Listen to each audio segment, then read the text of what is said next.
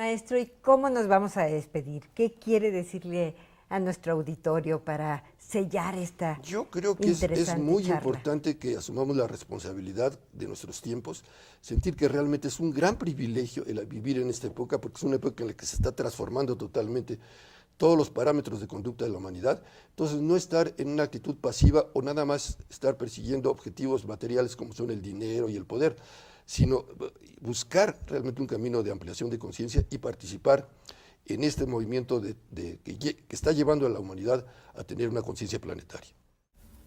México se encuentra en el camino del Sol y lo que se debe perseguir en él es el secreto de aquella fuerza de luz que hacía girar las pirámides sobre su base, hasta situarlas en la línea de atracción magnética del Sol. Antonín Artaud, México y viaje al país de los tarahumaras. Teotihuacán, el lugar en donde los hombres se convierten en dioses.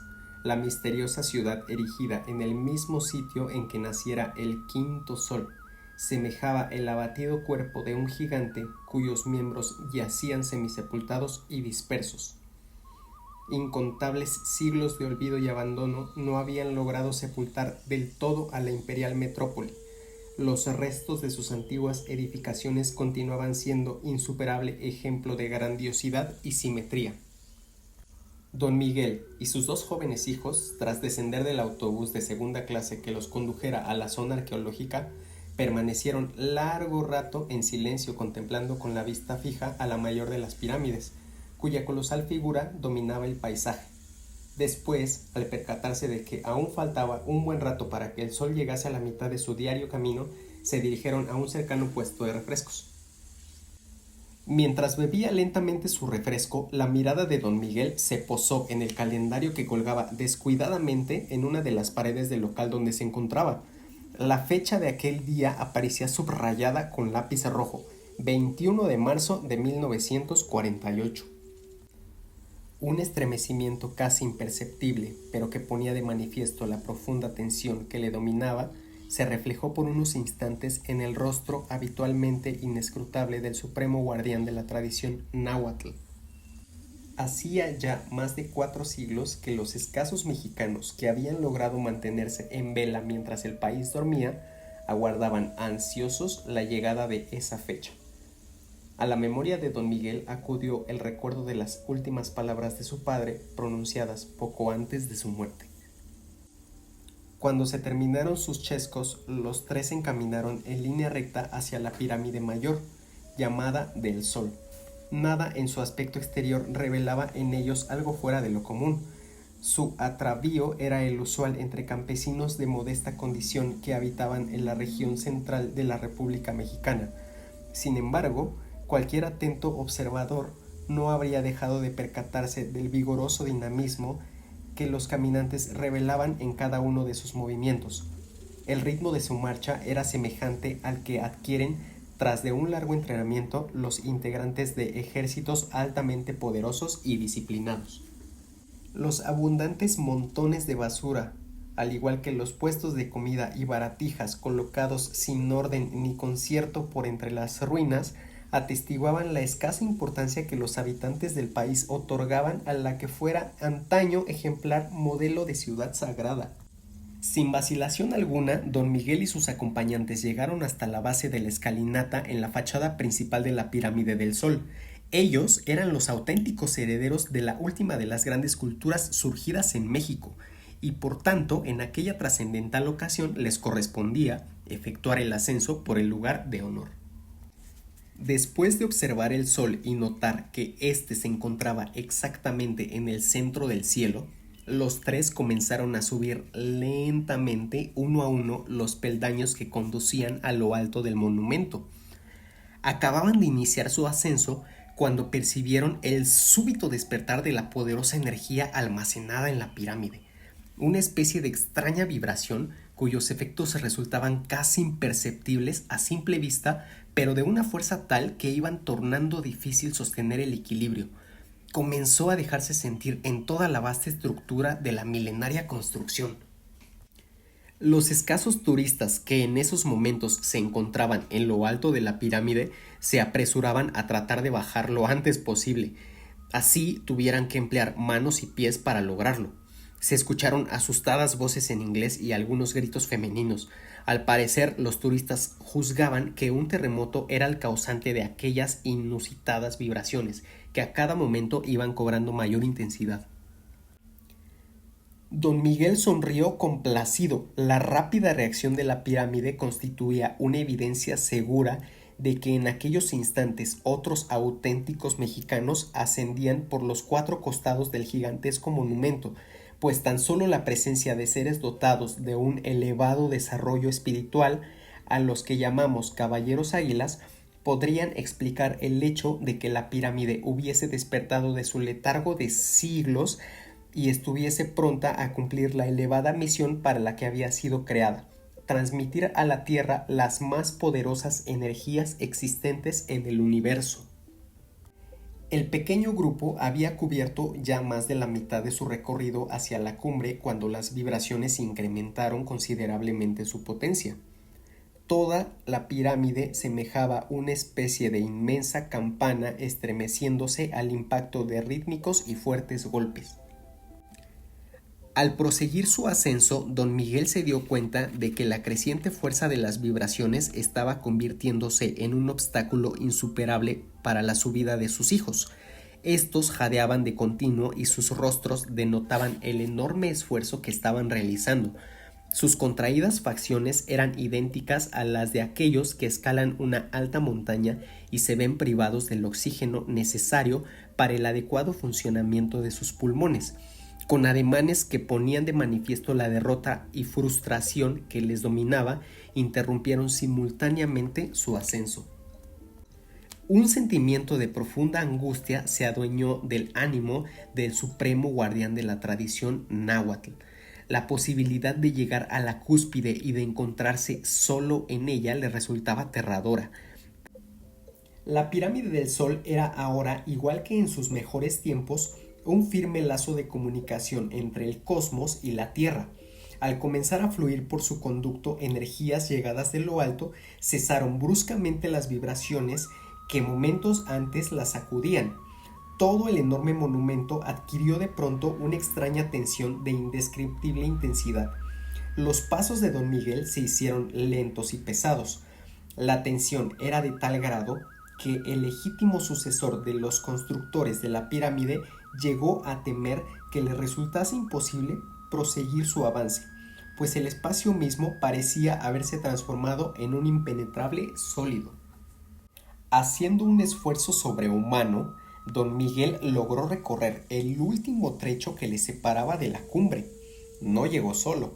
Provenientes de las restantes caras de la pirámide, arribaron junto con él 3 personas más. Los rostros de las recién llegados revelaban la intensa preocupación que les dominaba. Era evidente que habían padecido por igual al suponer que nadie más lograría subir hasta aquel sitio. El sol resplandeciente y vigoroso figuraba un inmenso depósito de energía cuyo contenido se estuviese vertiendo a gran prisa sobre los seres que ocupaban la cúspide de la pirámide. Todas las fuerzas que sustentan e impulsan al cosmos parecían haberse dado cita en aquel pequeño punto del universo. En el momento en que la concentración de energía llegó a su máximo, los 4 integrantes de la cadena humana pronunciaron al unísono, con recio acento, su respectiva palabra: la palabra olmeca, la palabra zapoteca, la palabra maya y la palabra náhuatl. Un chispazo de poderosa intensidad se produjo por sobre las 4 cabezas y al instante desapareció por completo la normal tensión que prevalecía en el ambiente, sobreviniendo una calma semejante a la que impera tras de un fuerte ciclón. Al comprender que habían alcanzado su propósito, los integrantes de la reunión manifestaron en sus semblantes un común sentimiento de satisfacción. Acto seguido, sin intercambiar entre sí ningún comentario, empezaron a descender utilizando para ello los diferentes costados del monumento por los que habían llegado. Mientras se aproximaba al lugar donde le esperaban sus hijos, don Miguel se dio cuenta de que junto a ellos se encontraba otra persona. En vista del escaso tiempo transcurrido a partir del momento en que la pirámide recobraba su cotidiana normalidad, Resultaba evidente que aquel sujeto había logrado ascender por ella cuando ésta se hallaba en plena actividad, lo cual constituía una hazaña imposible de realizar para cualquiera que no estuviese dotado de facultades fuera de lo común. Sin apresurar el paso, no obstante su creciente curiosidad, el supremo guardián de la tradición náhuatl observó con reconcentrada atención al inesperado visitante, advirtiendo de inmediato, para colmo de su sorpresa, que no se trataba de un indio. Su aspecto físico dejaba ver que pertenecía al nuevo tipo de población que comenzara a surgir en el país 4 siglos atrás, a resultas de la fusión entre los antiguos habitantes de México y los extranjeros llegados desde el mar. Los hijos de don Miguel le aguardaban con miradas en las que se leía desconcierto que les causaba la presencia del extraño, del cual se mantenían deliberadamente aparte, evidenciando así su voluntad de no establecer con él ninguna clase de comunicación. «Buenos días», saludó el desconocido. Don Miguel no contestó el saludo, concentrándose durante un buen rato en escudriñar con penetrante mirada a la persona que tenía entre sí. Se trataba de un hombre joven, poseedor de recia y bien proporcionada figura. En su ovalado rostro resaltaba una nariz aguileña y una mirada que desbordaba curiosidad y entusiasmo. Todas sus facciones denotaban firmeza, pero había algo en ellas que hacía pensar en un trabajo aún no del todo terminado. «¿Quién es usted?», inquirió don Miguel con acento cortante. «Soy Uriel», respondió el interrogado, poniendo tal énfasis en la pronunciación de su nombre que al parecer consideraba que éste contenía en sí mismo todas las respuestas a las posibles preguntas que sobre su persona pudieran formularle. «¿Y qué es lo que quiere?», interrogó el depositario de la cultura náhuatl. «Quiero ser un auténtico mexicano». Las pupilas de don Miguel reflejaron el destello de un relámpago, producto de su asombro. En lo más profundo de su ser comprendió lo que estaba ocurriendo. Era el hijo que se presentaba a exigir la herencia que le correspondía. En muchas ocasiones, al advertir el constante incremento de los nuevos habitantes del país, se había preguntado cuánto tiempo faltaría para que alguno de ellos intentase convertirse en un auténtico mexicano, pero siempre había rechazado la idea de que semejante posibilidad estuviera próxima a cumplirse, estimando que la población no indígena era aún demasiado atolondrada e inmadura. Al percatarse de que había estado equivocado, afirmó con resignado acento: «Sígame».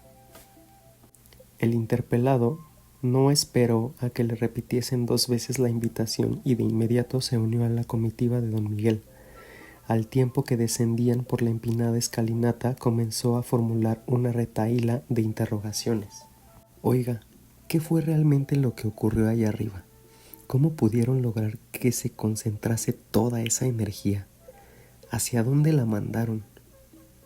La catarata de preguntas molestó al supremo guardián de la tradición náhuatl, pues le hizo ver que aquel joven era igual de ignorante que la inmensa mayoría de los habitantes del país y que por tanto no sabía nada sobre el funcionamiento de las pirámides y menos aún sobre la enorme trascendencia de ese día. Durante un primer momento optó por guardar silencio, pero luego, al comprender que eran causas muy superiores a su simple voluntad las que habían determinado que tuviese a su cargo la difícil tarea de intentar hacer de ese sujeto un auténtico mexicano, decidió comenzar dicha labor cuanto antes. No queriendo dar la apariencia de haber accedido a contestar lo que se le preguntaba, don Miguel dirigió primero una amplia mirada a las derruidas construcciones de la ciudad sagrada y luego, como si hablase más bien con sus invisibles moradores, afirmó con solemne acento: «El mismo aliento que engendró, que dio sustento al último de los emperadores, ha descendido otra vez sobre la tierra. El día de hoy ha nacido una vez más nuestro señor Cuauhtémoc».